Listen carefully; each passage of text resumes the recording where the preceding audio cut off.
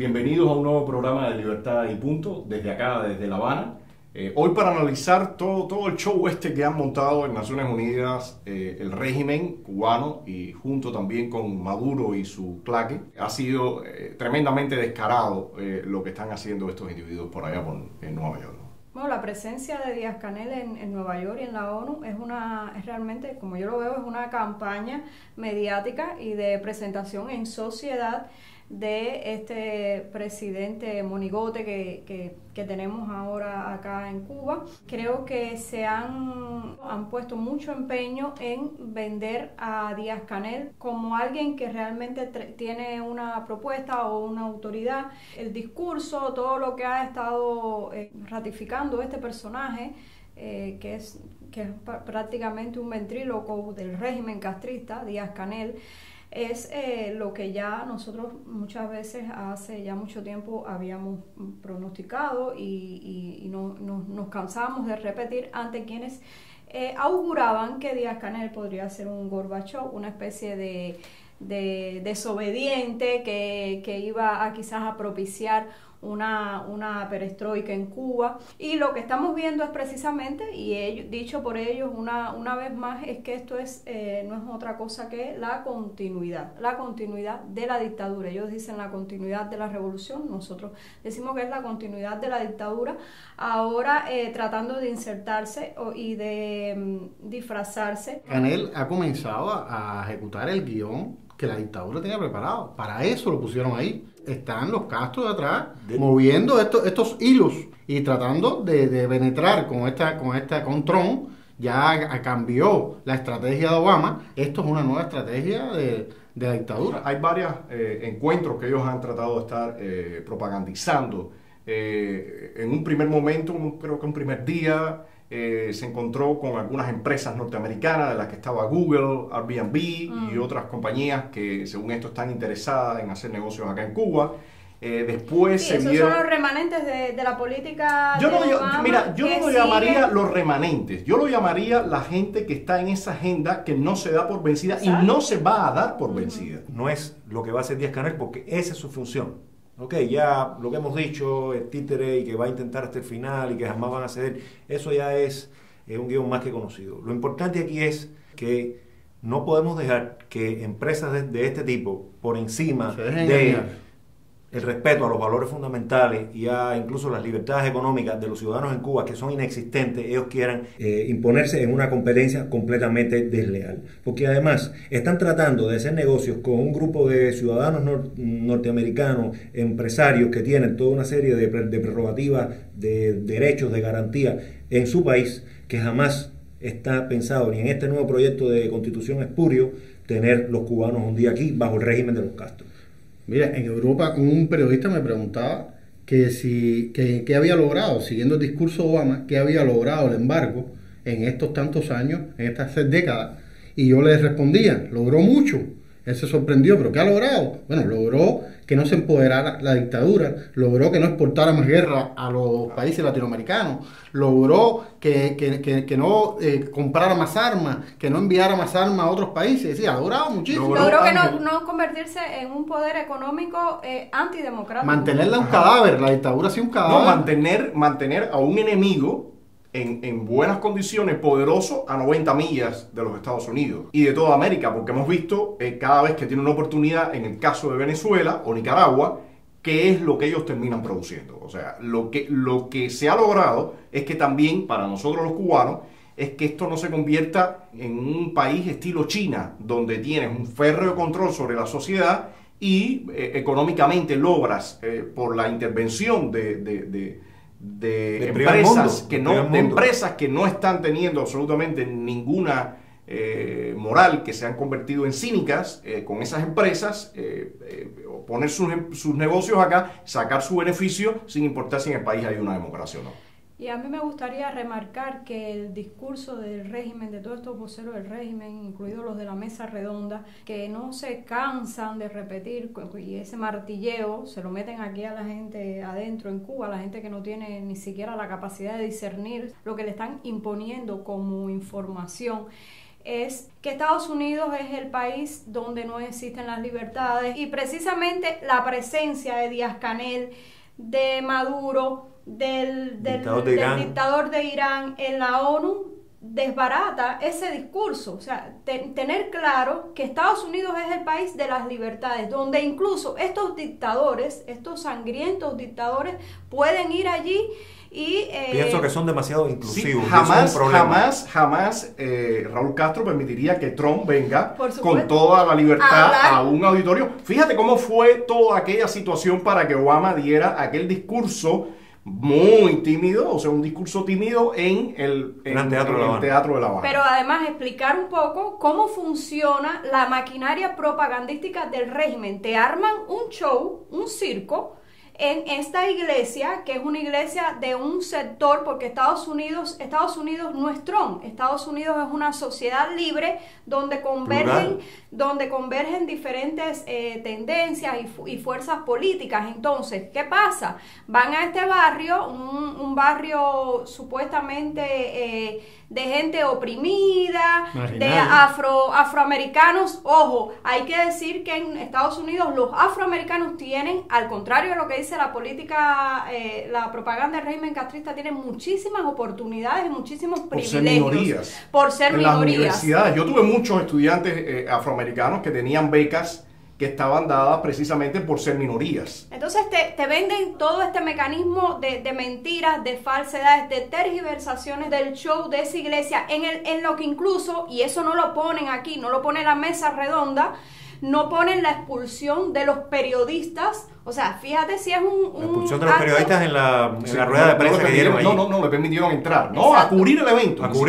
En Estados Unidos, en el país de las libertades, ellos, los dictadores, llevan su maquinaria de control, su maquinaria represiva, cercan un espacio, una iglesia, y allí simplemente expulsan a la prensa que saben que les va a ser incómoda. Esta es la puerta de la iglesia Riverside, donde hoy Miguel Díaz-Canel se reunió con simpatizantes del régimen de La Habana. Sin embargo, después de estar dentro de la iglesia, la seguridad cubana sacó a los equipos periodísticos que no son simpatizantes o complacientes con el régimen de La Habana. Viene una persona solamente identificada como Rolando, debe ser un diplomático o un agente de seguridad de Cuba, que fue con la lista que había elaborado IFCO, o sea, la lista de medios acreditados, y fue escogiendo quién iba a entrar y quién no. Se quedaron fuera, bueno, el Nuevo Herald, el Miami Herald, Telemundo, creo que Univisión también.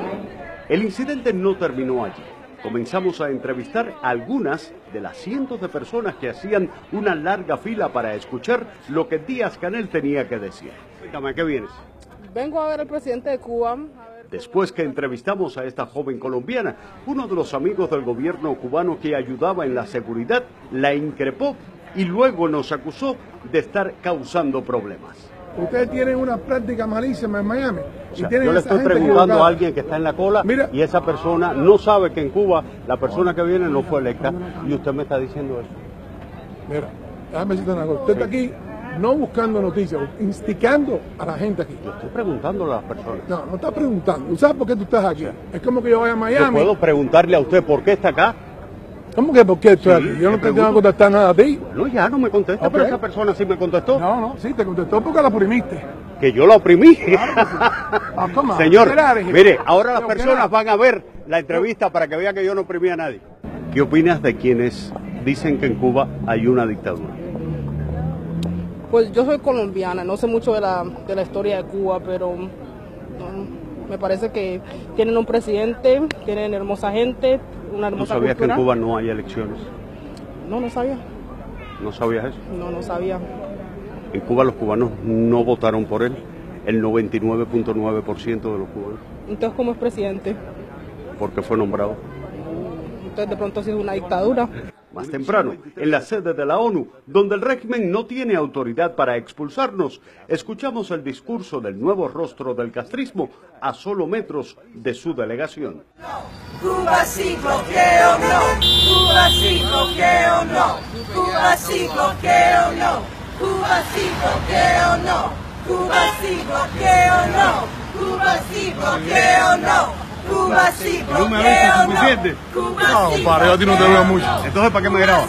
No, me grabo, ¿no? Te estás grabando. ¿A qué estás metido aquí entonces? Yo, porque soy periodista. Sí, pero yo te estamos grabando porque estás metido aquí. No, pero la historia está allá, no Claro, claro, estamos aquí. La historia está allá. La historia tú la cuentas más también, ¿no? Por eso es que estamos aquí. Bueno, tú cuentas también la historia que dice que hay un presidente que fue electo. No, tú eres el que la cuenta al revés. No, tú eres dices el que fue electo el cuenta. presidente. Claro, yo sí lo digo que fue electo. ¿Cuándo fue electo? Porque Oye, la cara, te reviento la cara. mira, para que tú me revientes la cara a mí. Ven, dale, reviéntala. Ven, reviéntala, pero reviéntala. Revienta la cara. Ya, estás grabando. Revienta, estás grabando. claro que lo estoy grabando. Sí, claro, por eso es, a ver, ¿qué tú haces aquí si estamos nosotros filmando? ¿Qué tú vienes a hacer aquí? Porque me da la gana que estoy aquí. Pero estamos, ¿por qué viniste a provocarnos nosotros? Pero ¿por qué tú vienes a provocarnos nosotros? Porque tú eres el que me está provocando, tú eres que me pone la cámara en la No, yo no te puse ninguna cámara. Si vienes aquí a provocarme nosotros, no me filmes. Esa comunidad afroamericana que va ahí, yo nunca le he oído hablar o ni siquiera interesarse, en específico digo, esa que va ahí, no la comunidad afroamericana en general. Esa que fue ahí, yo no le he oído interesarse por la situación de los negros en Cuba. Yo le comentaría a ellos que los índices de negros cubanos que están en las cárceles es altísimo. Es común para cualquier cubano transitar por la calle. No, es mayor, no, por muchos mayoría, pero Bailer, es común para todos nosotros saber que un negro va caminando por la calle y constantemente le pueden estar pidiendo el carnet de identidad. Y eso no tiene que ver con un racismo entre cubanos, tiene que ver con una política racista y de segregación desde el régimen. No, es una política de Estado. Pues. Y estos mismos afroamericanos pudieran interesarse, por ejemplo, por visitar las cárceles cubanas. Saber en qué condiciones están esos jóvenes negros, que muchos de ellos están por peligrosidad predelictiva, desacato, otro de las mismas variantes que después usan contra la oposición, a que se entrevisten con los familiares, a que vayan a ver a la familia de aquellos que fusilaron en forma expedita en 72 horas. Hipotéticamente, pues no se lo van a permitir. Bueno, No, exactamente. Ya sabemos que esto es una agenda también diseñada en la que esas minorías tienen una labor y que el régimen utiliza precisamente para manejar su discurso de darle prebendas también, porque lo traen a la escuela de medicina. Esas personas venden la capacidad de poder hablar y ser libres y decir lo que ven simplemente por obtener un título. El asunto es que la transparencia de los fondos cubanos, de las arcas cubanas, no existe. Y entonces nosotros no tenemos la posibilidad, por ejemplo, de saber cuánto cuesta este viaje de Díaz-Canel, con todo ese despliegue, con toda esa maquinaria, con la financiación a todos esos grupos en Estados Unidos que se dedican a hacer lobby para levantar el embargo, todos esos grupos pro-castristas, todo eso, señores, todo eso se paga desde Cuba. Eso no es solidaridad. Eso es dinero constante y sonante. Seguro. Y se paga lo mismo con viajes a Cuba, en hoteles, vacaciones de todo tipo. Entonces, que el cubano sepa que su dinero, que el capital de Cuba, ese capital que ellos han vaciado, se ha dedicado también a eso. Ángel mencionaba una cosa, un punto al inicio, y es que la aparición de Díaz-Canel como supuesto presidente, ellos lo retoman para tratar de impulsar esta agenda de Obama. Yo creo que eso es exactamente lo que están tratando de hacer. No, y básicamente tratando de burlar uno de los puntos del embargo, la ley del Burton, que dice no debe haber un Castro en el poder. ¿no? Y están moviéndose o sea, por ahí. todo eso era lo que ellos tenían pensado. Pero en el tema que tú mencionabas, Claudio, de los productos agrícolas, yo quisiera mencionar varios puntos que me parece que son importantes. Es escandaloso el presupuesto que el régimen tiene que destinar para comprar productos alimenticios para cubrir el mercado nacional. En un país eminentemente agrícola, fértil, con un clima especial. El régimen está invirtiendo alrededor, según sus propias cifras, de $2.000 millones al año. Estamos hablando de que el régimen importa entre 75 y 80% de los alimentos a Cuba. Y como bien tú decías, Ayler, ¿por qué existe esta importación? ¿Por qué estos índices están desbordados? Bueno, simple y llanamente porque el régimen no desea que el productor cubano se desarrolle, que el productor cubano realmente cumpla su función. No liberan fuerza productiva. Porque ellos tienen, primero, el control de la tierra. La tierra no es de los productores. Ellos tienen el control de la tierra. Segundo, ellos imponen cuáles son los tipos de cultivo.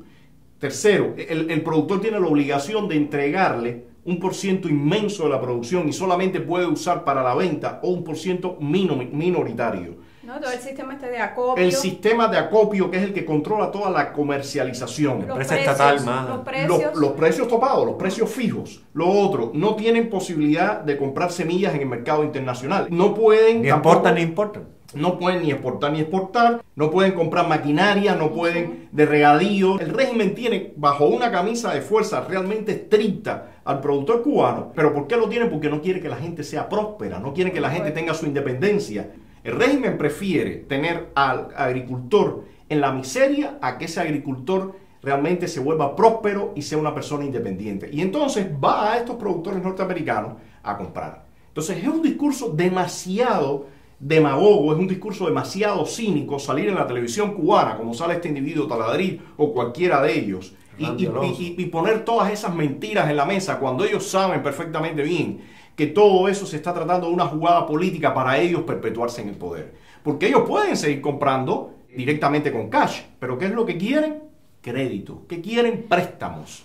Para no pagarlos. Y antes de entrar al programa lo mencionábamos. Ellos ponen muy orgullosos acá en la televisión, de vez en cuando, los discursos de Fidel Castro cuando confiscó todas las propiedades. Sí. ¿Cuál es el origen del embargo? Eso que ellos llaman bloqueo tiene su génesis en el robo de las empresas norteamericanas y de cubanas, un patrimonio y cubanas, de un patrimonio que nunca se ha indemnizado, con una deuda que simplemente el régimen castrista se ha negado a pagar como buenos ladrones que siempre No, pero además, han sido. el colmo del cinismo, ya que tú estás hablando del cinismo en la televisión, es cuando Taladriz dice que el gobierno norteamericano, la administración Trump, que habla de la libertad del mercado, el libre mercado, lo está coartando la libertad de mercado a todas estas empresas que supuestamente quieren negociar con Cuba.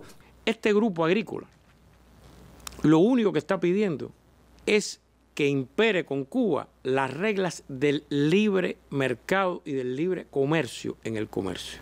¿Hasta dónde entra su gran descaro cuando el gobierno es el que no permite ningún tipo de mercado, ni libre, ni medio, ni mínimo, a los productores? No, terminan presos. Lógico, por supuesto. También hay que acotar que la mayoría, por los vegetales y todo, las compras son para los hoteles. Para mostrar el desastre en cifras, porque es importante ver números, el desastre en cifras de este régimen. Yo quisiera mencionar algunos datos. Por ejemplo, en el año 58, Cuba producía 5.8 millones de toneladas de azúcar. Hoy, en la actualidad, la producción está por el 1,5 millones de toneladas de azúcar. Este es el reporte de 2013 porque los últimos no han salido. Pero lo interesante es que esta producción de azúcar semeja la producción de finales del siglo XIX y principios del siglo XX. ¿Quién desmanteló la industria azucarera? El último golpetazo que terminó de aniquilarla fue Fidel Castro. ¿Y qué ha pasado? Nada. Sencillamente lo hizo y punto. Otro dato. Ganado vacuno. En esa época, cuando Cuba tenía alrededor de 6 millones de pobladores, Cuba tenía 6 millones de cabezas de ganado. O sea, casi una cabeza de ganado por habitante. En este momento, según ellos, Cuba tiene 4.01 millones de cabezas, y habría que ver qué están contabilizando por ganado, porque luego uno va por el campo y ve unas vacas que realmente dan lástima. Pero además aquí en Cuba está prohibido el consumo de carne. Pero el tema es que estamos hablando, y hay que recordar, con el doble de la población casi. En la leche, 400 millones de litros de leche, y en la actualidad 493.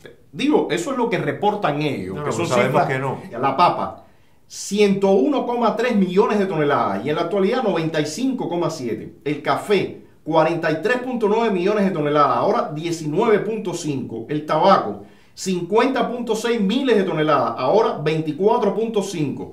El maíz aumentó, y aumentó algo el frijol. Pero cuando uno ve todos estos datos, uno se da cuenta el severo desastre que ellos han ocasionado. Y ahorita, por ejemplo, cuando mencionabas el tema de la agricultura y la producción, todo eso tiene que ver porque se sabe en las producciones, en el comercio, con toda una cadena. O sea, no es solamente el productor que está ahí. ¿Quién lo distribuye? Es después quién lo distribuye, quién lo vende, los transportistas que se tienen que ocupar. O sea, el régimen ha aplanado completo un sector y entonces está reclamando libre mercado con ese tremendo cinismo. Por Dios. Horrible lo que están haciendo.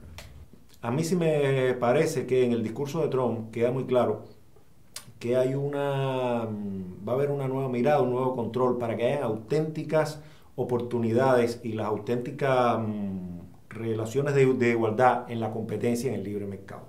Al menos yo aspiro para un futuro que una ley importante de los países democráticos sea que no se le permitan a las empresas hacer negocio o exportar sus fábricas, digamos, a países donde no se cumplan estas reglas democráticas. Porque si no, estamos desarrollando o generando toda esta desigualdad y donde lo más importante es siempre el profit, el beneficio, el dinero, en detrimento de unas condiciones justas para los trabajadores. No, se está dando el apoyo a regímenes autoritarios y totalitarios. Se está perpetuando y mejorando eso. Que están jugando con trampa. Porque hay un tema acá, Claudio, y me gustaría mencionarlo, y es una pena que todos los debates que nosotros hablamos y hemos pedido muchas veces no se den. Yo he leído varios artículos de Carlos Alberto Montaner siendo muy crítico con respecto a Trump por el tema de que según esto ataca el libre mercado. Pero ¿de qué libre mercado se habla? Y Trump lo dijo muy claro en su discurso.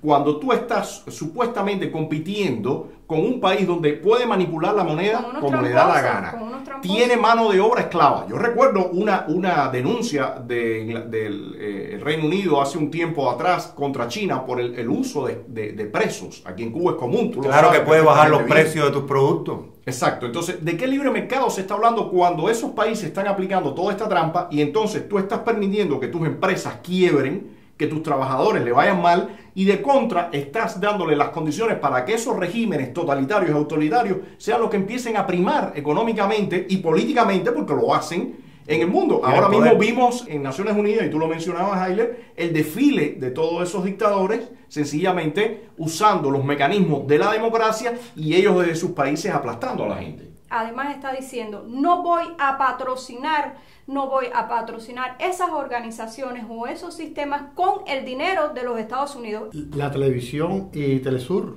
ha explotado el espacio que él dice que casi ha sido el presidente que más ha hecho. No, primero lo manipularon, le quitaron el casi. Le quitaron el casi. In less than 2 years, my administration has accomplished more than almost any administration in the history of our country.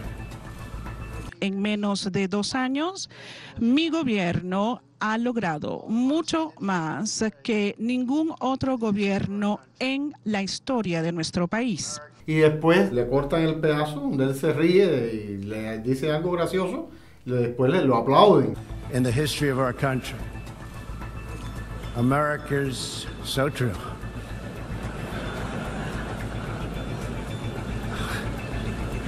Didn't expect that reaction, but that's okay.